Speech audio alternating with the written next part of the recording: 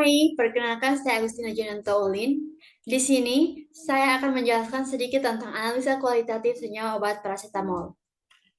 Batasan materinya di sini ada pengertian paracetamol dan mekanisme kerja paracetamol dan pelaksanaan praktikum uji kualitatif paracetamol. Selanjutnya ada pengertian paracetamol. Paracetamol atau acetaminophen merupakan obat analgetik non-narkotik dengan cara bekerja menghambat sintesis prostaglandin, terutama di sistem saraf pusat atau SSP.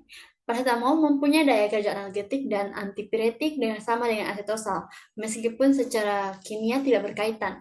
Tidak seperti asetosal, paracetamol tidak mempunyai daya kerja anti-alarm dan tidak menimbulkan iritasi dan peradangan lambung. Paracetamol dimetabolisir oleh paracetamol hati dan dikeluarkan melalui ginjal. Obat ini digunakan untuk melenyapkan atau meredakan rasa nyeri dan menurunkan panas tubuh. Paracetamol tidak mempunyai daya kerja anti radang dan tidak menimbulkan iritasi dan perdarahan lambung. Sebagai obat antipiretik dapat digunakan baik asetilsal, salsilamid maupun paracetamol. Nah, paracetamol merupakan asam lemah yang disintesis dari fenol hidroksi, benzena, melalui 3 tahap yaitu nitrasi, reduksi, dan pembentukan amida. Paracetamol termasuk golongan amilin yang terdiri dari 3 gugus fungsi seperti gugus hidroksi, OH, gugus amida, NH, COR, dan aromatik atau benzen. Nah, pada uji kualitatif bahan baku paracetamol dilaksanakan untuk identifikasi kebenaran dan kualitas dari bahan tersebut. Baku paracetamol analisis kualitatif ini dilakukan sebelum analisis kuantitatif. Karena suatu analisis kuantitatif tidak dapat dilakukan sebelum diketahui komponen yang terkandung di dalam suatu sampel. Pada uji analisa kualitatif terdapat 2 cara. Yang pertama cara klasik dan cara modern. Cara klasiknya itu ada uji warna, sedangkan cara modernnya menggunakan instrumen seperti spektrofotometer UV vis dan HPLC.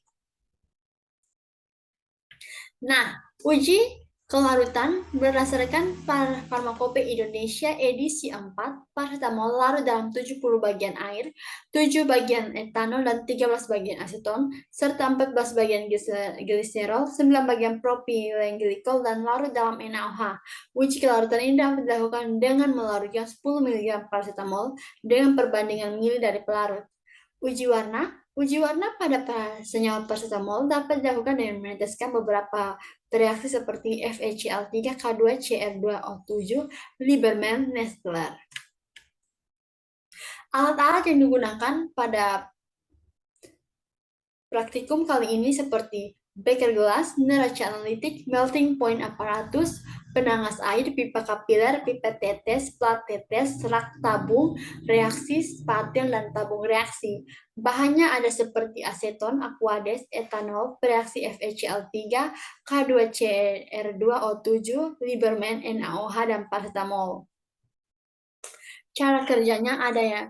Cara kerja uji untuk reaksi K2Cr2O7 diambil sebanyak 100 mg sampel paracetamol, dimasukkan ke dalam tabung reaksi, kemudian dilarutkan dengan 1 ml larutan asam klorida ke dalam tabung reaksi.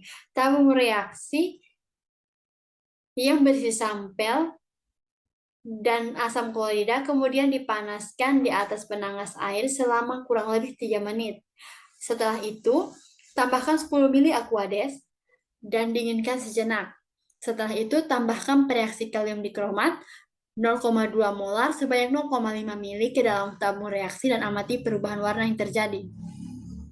Selanjutnya, uji warna dengan reaksi FeCl3 sebanyak 100 mg sampel paracetamol dilarutkan dalam 10 ml aquades, kemudian ditambahkan dengan reaksi FeCl3 sebanyak 0,05 ml dan diamati perubahan warna yang terjadi. Selanjutnya, uji warna dengan reaksi Lieberman. Sebanyak 100 mg sampel paracetamol dimasukkan ke dalam tabung reaksi, kemudian ditambahkan 2-3 tetes reaksi Lieberman dalam tabung reaksi dan amati perubahan warna yang terjadi.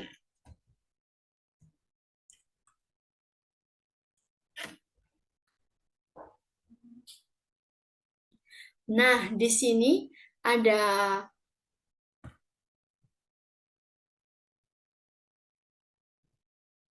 Di sini ada tabel pengamatannya seperti ada uji organoleptis, uji titik leleh, uji warna, dan uji larutan sempurna.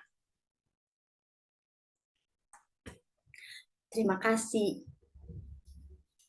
Sekian dan terima kasih.